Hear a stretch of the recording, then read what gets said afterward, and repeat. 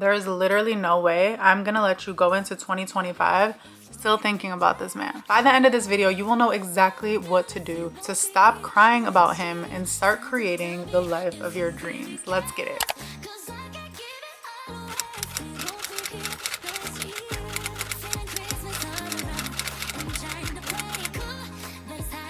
Hello, my love. I'm your girl Rima, your tough loving big sis, and you are now tuned in to another episode of my Sismas series, where you will get 12 episodes of tough loving big sis advice all throughout the month of December. Today I'm going to talk about exactly how I have gotten over every guy I've liked in the past. And let me tell you, with each crush or situationship or even relationship, the amount of time it would take me to move on to bigger and better things would always be less and less and less time because of what I'm about to teach you today, okay? 2025 is around the corner. I know you have big dreams, and I know it doesn't involve you crying in your bed or reminiscing on old messages and hoping that you get a call or a message from that one person. So I actually have some excellent news for you, my love. A lot of times we assume that what's getting us down is that we're not over that person, when in reality, the amount of time it takes to get over them is a fraction of what it takes to get over the situation. So I'm here to tell you that you might actually be over him.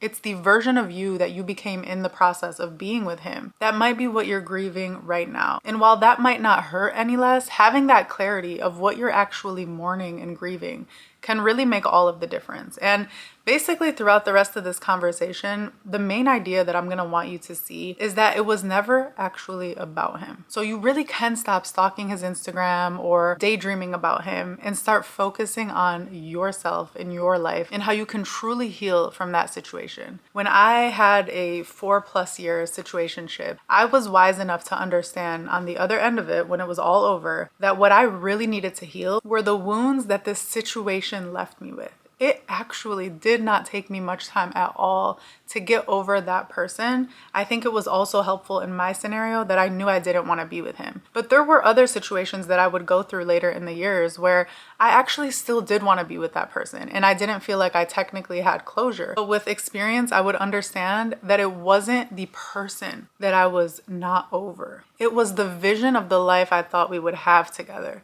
And the fact that that wasn't going to happen called into question so many other things about my life. It was a very unsettling feeling of like, okay, well, I thought we were going to be together. And since we're not going to be together, then I was wrong about my future. And now I feel like I need to edit this whole fantasy and this whole future I had in my head of what my life is going to look like. And that was what was jarring. So I just want to give you some more credit right now that it might not be him that you're sitting and crying about. It's the feeling that you're left with in his absence. It's the life that you are building on your own when you thought that you and him would be building it together. And as much as it might sound really painful to say that out loud and even admit it, that puts the power back in your hands, which leads me to another mindset shift that I know you need in order to get over him literally before 2025. A lot of us make the huge mistake in waiting for closure. We keep begging someone for the closure. And what that essentially does, especially if you're talking to someone very toxic and manipulative, is they have this carrot on a stick that they get to dangle in front of you because they know that you want something that they have. And what is it that you want that they have? The closure that you're imagining they should be giving to you. And you almost feel entitled to this thing. You need to tell me that it's over, or you need to send me the text message that's gonna make me feel like, okay, we can tie a bow on this and call it a day. The reality is, I'm so sorry to say this, they actually don't owe you that. I understand that if you were dealing with someone mature and communicative, and if he was really the right one, then he would just give that off of the goodness of his own heart. But you sitting around and expecting that and waiting for that, almost as if it's this entitlement, this thing that you are owed, is just gonna keep you in a very vulnerable place where they have all of the power and you're waiting on their next move. And so what I want you to do, my love, is create your own closure. 9 times out of 10, when I've just created my own closure and kept the power in my hands and not allowed someone else to dictate what my future would look like with me and them, 9 times out of 10, I ended up getting the closure from the guy anyway. There's literally only one scenario that I'm thinking of where I did this and I didn't get the closure from the guy. And the crazy part is, when I got it, I genuinely didn't care because I had already decided that I was going to move on with my amazing, beautiful life with or without him. There was a poem, and I probably will pull up some random poetry, because I used to write a lot in my notes section, especially when I was going through little challenging situationship things. So when I was creating my own closure with this guy who I still very much so had feelings for, who I felt still had feelings for me, but just wasn't giving me the clarity I needed. So I was going to create my own closure. I was not going to sit around and wait for him to be a man and communicate and tell me what I needed to hear. So I wrote this poem that I think will resonate with you. And the title is First Person. And it goes, "You are a page, perhaps a chapter, in my glorious goosebump-worthy story. Maybe you are still my favorite page, my favorite chapter, in my glorious goosebump-worthy story. But this is still my story, period." I love reading my old writing because it was just like the perfect mashup of pettiness and maturity all in one, and I just feel like that's my personality of like, take your power back. Like, don't let anyone make you look stupid. Don't let anyone make a fool of you. I'm also very Lebanese, so I'm like a very prideful woman, and I had to remind myself that yes, I'm going to be honest about how I feel. I really like this person. I will devote a page. At the time, I thought he would make a whole chapter in my book, but really he's barely a page. He's kind of like a little excerpt in one page. But I really liked that excerpt at the time. Like, it was a very important character building excerpt. I would say my ex, my real ex, not this guy, got a whole chapter because I learned so much in that toxic 4-year situationship. This person, it was only a handful of months, but I really, really, really liked him. And it was also during a period where I was actually ready to settle down with someone. But looking back, he really barely became an excerpt in my story. But at the time, I had to be very honest that like, okay, you might be my favorite part of my story right now, but this is still my story. Like, I'm still actively writing it. I get to go back and edit it and figure out where to put you, okay? You don't have control over how my story plays out. And it's kind of like the Natasha Bedingfield song. I think that's her name, where she says the rest is still unwritten. And that was very much so the energy that I needed to hear. I needed to remind myself that I can give myself my own closure. We're gonna write about him, and then we're gonna leave him behind and continue writing our story with or without him. And that was exactly what happened. And then months later, he gave me this call. He was just like, everything that you said made so much sense. Like, I've been on this self-love journey. And honestly, I was really happy for him because I'm like, do you, boo? But I can't be here to witness it. And by that time, I had very much so moved on, but I could not have done that had I not decided that I could create my own closure and move on with my life. And I also believe, just energetically, had I not handled it like that, he and I wouldn't have been able to have that friendly conversation from a place of like non-attachment and just like no harsh feelings. Because what does happen when you're constantly giving someone your power and you're waiting for them to give you what you need, whether it's the words you've always wanted to hear or at least the clarity that things are not going to go the way that you want them to, you start to build resentment because you made the choice to put your life in his hands. That's not his fault. The fact that he's not giving you the closure that you feel like you should have is not necessarily his fault. That's a decision that he's making, and you can very much so conclude whatever you want about his maturity. But your life is your responsibility. Your happiness is your responsibility. This was actually a harsh lesson I had to learn even in marriage. Like, even with the man that I chose, even with the man that I trust so much, my happiness and my health and my wellness and my well-being are my responsibility. Absolutely, I can depend on him to help me once I've shared what that vision is, but I can't force him to have the same vision for his own happiness. And I can't completely depend on him to drive my life in the direction that I want it to go. I can learn a lot from him. I can admire the way that he operates. But from there, I need to bring it back to myself and be responsible for my own life. So when it comes to, healing from somebody, understand, my love, like, the healing power is only with you. They can't heal you. You and I both know a guy can be as clear as possible. Not saying they always are, but a guy can be as clear as possible about his intentions with you. And if you don't want to hear the truth, you have the power to determine what that narrative looks like in your head. And we've all seen Delulu girls, have a guy clearly tell them he's not interested and them just say, well, he's just her, or he's just an avoidantly attached person, and just make that mean whatever they want to make it mean. And if that's not a sign that we've always held the power, I don't know what is. So in this same situation, even with the lack of communication, even if he's being distant, even if he's ghosting you, you truly have the power, my love, to pick that pen up and keep writing the story. And you just have to decide that your story is interesting enough and beautiful enough with or without his presence in it. I want to share another story with you from when I was basically in my very early 20s. I was like 20 or 21, and I was going through probably my first real huge heartbreak. This person was very toxic, very manipulative. However, I also chose to stay in that situation. And I wrote a poem, like I do. And I actually had posted this one on my Instagram story at the time. And my best friend said something that stuck with me since. And I'll explain that right after I'm done reading this. So the poem that I wrote is, if I know I have a beautiful garden that I've cultivated in my backyard, and I invite someone over to visit who chooses not to open the blinds to appreciate and admire what I've cultivated, why should I care? My garden is there. It's beautiful. It's colorful. It's full of life. Why should I care if that visitor chooses to stay behind blinds?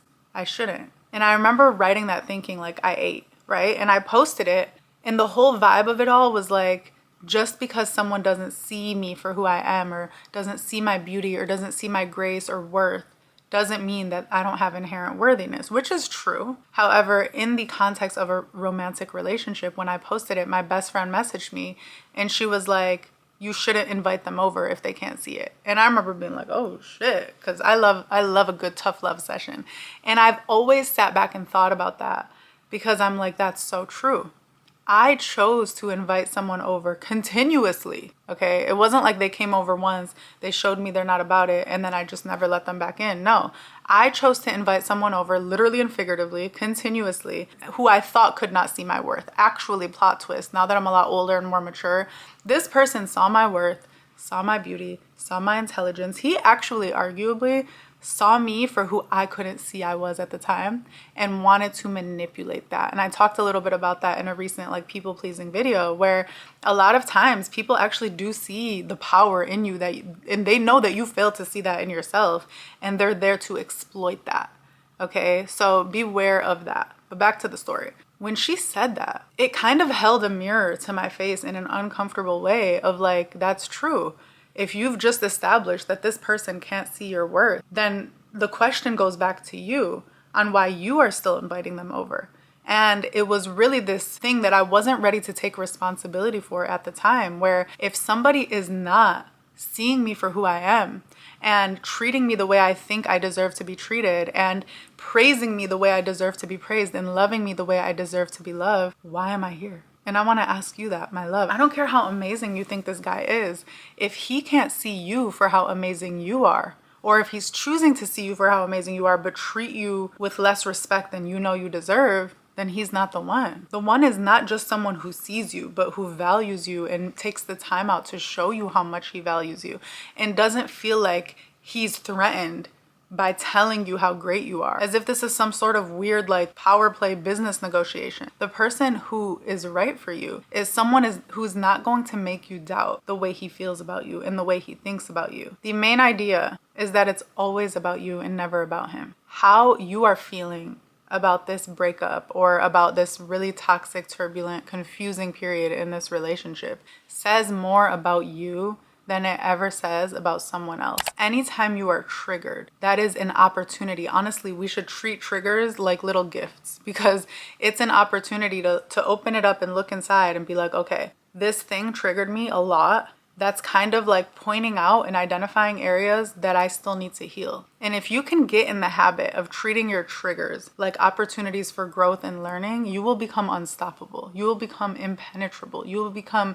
freaking unrecognizable. That's really what I'm encouraging you to do. You have a couple of weeks, my love. You can really start on a fresh page next year. I want you to journal or reflect, or, write in your notes section like I used to, and just stop focusing on him. Instead, focus on what happened with him and how that's making you feel about you. Ask yourself, what is it about me that this is bringing up? Is it making me feel inadequate? Is it making me question my beauty? Is it really mirroring to me insecurities that I have, whether it's physical or mental or spiritual? Like, is this really calling into question something about me that I wasn't ready to grapple with. And as much as those might be the more painful conversations to have, because it's so much more fun to blame it on a guy. Let's be real. It's so much more fun to be like, he's just an F-boy. Oh my God, I used to date a walking red flag. Oh my God, he's just like non-committal. It's so much more fun to just blame it on him. But it always does beg the question of what was it about you that stayed with someone who you just said was a red flag? What was it in you that allowed you to endure treatment that you are saying is less than what you deserve? And that's always, like I said, the more difficult, the more challenging question to grapple with, but you will always glow up. You will always glow up when you take the power back and do the work and come out so much more self-aware and therefore stronger and therefore sexier as a result of being real with yourself. Like you will never have to go through that again. And that situation will never have power over you ever again because you've done that work to make sure that you level up. I'm gonna share with you 2 more very short poems that I wrote at the end of the breakup. Okay, so the ones that I had already shared were kind of like me trying to get myself through it. But there were a couple that I wrote that I think are gonna feel so empowering to you because they really drive the message home that this feels like your whole life right now, but I promise you one day you might either A, struggle to remember this guy's name, or B, definitely struggle to even remember how you feel right now. Regardless how big those feelings feel to you right now, one day, very soon, life is gonna get so good that you're gonna look back on this and laugh. Okay, so the first poem I wrote was called Constance, and it goes like this. Regardless of what does or doesn't happen, who I do or do not love, regardless of who does or doesn't love me, my hair will always curl at its ends eventually. And I have like wavy curly hair naturally. This isn't my natural hair, but like I used to wear it very natural back in the day. And I always loved how like no matter what the hell happened, half the time, especially when I'd go overseas to visit family, if I would style my hair, by the end of the night, girl, my hair would end up just right back to where it started with my natural curly hair. And it was always annoying to me at the time, but it was also this beautiful, predictable thing of like, this is just how I am naturally, no matter what happens, no matter how much time I spend. I used to have to like style my hair and straighten it in the kitchen because for some reason the plug next to the oven in Lebanon was the only one that worked with the voltage. This is so specific, but I remember literally sitting and I'm like, you know, in my early 20s wanting to go out with my friends in Lebanon, sitting in the hot ass kitchen, do it like heat styling my hair just so that 5 minutes after stepping freaking foot out of the house in the Lebanese humidity, my hair would just bounce back, right? Bounce back. But when I was reflecting on like, I needed predictability after this breakup. I needed to feel like things, like I will always be me. I don't care what I just went through. I'm going to bounce back eventually. Like life, my hair, I'm gonna wake up the next morning, my hair is going to curl at its ends eventually. Life will go back to normal. You might think that he has changed you so much, but you have no idea how resilient you are. And it's almost disrespectful. Like you're gonna be like, dang, I spent so much of my life thinking about this and crying about this just for things to go back to normal a month later and me really feel like myself again. Like I really feel like myself again after all of that. Whoa. And that's always such a beautiful, but also kind of like humbling experience to go through where you decide the level of importance someone has in your life at any given moment. And just as quickly as you pedestalize them, they can fall from their thrones and you get to decide that. And that is both empowering and kind of scary and diabolical at the same time. Okay, one more poem to close it off. So I wrote this poem called Uncomplicated. And it goes, this is the shortest but punchiest poem. And it goes, why, of course I'll miss you. I've just missed me more. And that was like, that is exactly what I want you to take away from this. I don't want you to fall into the very immature but very mainstream trap of just villainizing the man. Even if he deserves, even if he is the red flag of all red flags, it gives away so much of your power to focus on how shitty of a person he is or was, okay? I don't want you to fall into the trap of just focusing on how bad he was to you and also kind of denying your own feelings of still loving this person, still wanting this person, still missing this person. All of those things are so real. And it's so important to be honest with yourself about the feelings you're having so that you can disempower them. The only reason that these feelings are like bubbling and making you act crazy and do crazy things and maybe call his number on private and stalk the girl that you think he's talking to. Like, all of these crazy things are because you're not regulating the emotions that are bubbling up inside of you. But when you just call them out, you journal about them, you write about them, maybe you talk about them with a friend or a therapist, and you're just very honest and you say, yes, I miss him. I do. Yes, I still love him. I thought we were gonna build a life together. When you say things out loud, sometimes it very much so neutralizes them. These feelings cannot be these huge, like, big bad monsters living inside of you, because you've basically given life to them and you've seen that they're just cute. Like, okay, I miss him. It's this small. And then I was able to be like, okay, but I've missed me more, actually. And that was the truth, is yes, I'm gonna have thoughts about what we used to do together, and I'll listen to a song and it's absolutely gonna remind me of him. Or, you know, I'll drive by a place that we used to go together and I'm going to think of him. But guess what? I felt like I had my life to get back to, because I felt like, and this was really what I was going through in that relationship, I felt like I couldn't get over the person I allowed myself to become during that time. Notice I didn't say the person he turned me into. Like, I willingly allowed myself to become a shell of a human being for 4 years, and I did not recognize that version of myself. And so I feel like I'm now reuniting with someone who's kind of been missing for 4 years. So yes, I miss him a little bit, but I mean, I miss me way more.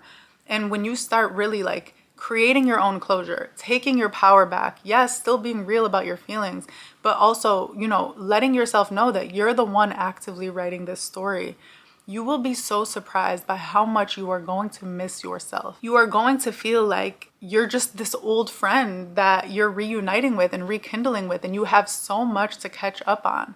And I want that for you, my love, more than anything. And I'm not sure if I should say what I'm about to say, but only in that space will you find your real person. And I don't want that to be the reason you do it, because I don't want you to be like, hey, I'm spending time with me. Like, is he here yet? Because that's just not authentic and real and organic. And you're kind of using yourself. You're not really dating yourself, and you're not really being present with yourself. But I do think it's important for you to know, as long as you are wound up in the energies of someone that you're trying to get over, you're not creating space for the new opportunities that should be coming into your life. And it's not just about your dream person. Like, that's not the totality of the rest of your life. Like, there's also dream career opportunities, there's dream friendships, there's all of these aligned things that want to come in. They're like knocking on your door, but you haven't created the emotional space for them because you're still stuck in an old expired energy. Like, that is expired energy, and you need to purge it and get rid of it. And the only way to do that is to really start dating yourself, falling in love with your alone time, spending intentional days alone. I always tell people, I'm also an introvert, so this is very easy for me. Like, I don't have to be intentional about spending days alone. I have to be intentional about spending days with people. But when I was healing from this relationship, it was hard for me because he and I spent a lot of time together. And so what I started to do was, I was also very busy studying for my GMAT. So that was a very easy excuse to go into my little shell. Find something to busy yourself with. And if you do not necessarily have that, then just designate one day a week that you don't see people. Just one day, and plan it. Okay, you're going on a date in the morning. Maybe you're going to go to a cute coffee shop that you haven't been to. You're going to post up, you're going to read. You're gonna, go to the movies by yourself, or, go for a walk somewhere, go to the gym. Like, I'm not saying you're not allowed to talk to human beings, but like, just don't make plans with other people. Spend a day alone once a week. Allow yourself to remember what it feels like to hear your own thoughts that are not influenced and touched and tampered with by other people. Allow yourself to really, really, really feel like you're courting yourself all over again. And the amount of just empowerment that's going to come from that is unbelievable. It's unbelievable, and I cannot wait until you experience it, because I promise you, you will come back to this video and you're going to be like, you're right, it actually was never about him. I was making it about him as a deflection. He was the trigger, or he created the opportunity for a lot of triggers, but it was never actually about him. And it was always about me. I'm just praying that you go into 2025 with a strong relationship with yourself. That's what I want for you more than anything else in this world, is a strong, beautiful, loving, respecting relationship with yourself. Because the kinds of relationships and opportunities that you're going to attract from that foundation are so beautiful and so aligned. As always, you know I'm not going to tell you to like or subscribe, but what I will say this time is if you like this video, I definitely think you should watch this video where I talk about how I've centered myself even in my marriage. And I think just kind of seeing what this could look like even in the healthiest of relationships will help incentivize you to begin that process starting now. I love you so, so, so much, and I will see you on the next one. Bye.